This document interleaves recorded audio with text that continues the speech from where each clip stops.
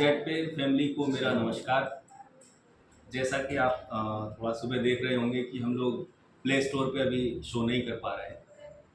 सभी को ये जानकारी है कि हम लोग एडवांस वर्जन के ऊपर काम कर रहे थे। जो अभी 6 डिजिट्स के ऊपर जेड पी और 1 2 3 4 5 6 6 डिजिट्स के ऊपर काम हो रहा था, उसको हम लोगों ने एक्सपेंड किया है और वो 8 डिजिट्स पे जाएगा। साथ ही साथ हम लोगों ने जो एडवांस वर्जन तैयार किया है वो 4 से 5 दिन के अंदर आप सभी के सामने आने वाला है। और प्ले स्टोर पे एडवांस जब आएगा, आप लोगों के अंदर जो विश्वास है और बढ़ने वाला है। एडफंड स्टार्ट है, जिनके मोबाइल में अभी डाउनलोडेड है ऑलरेडी।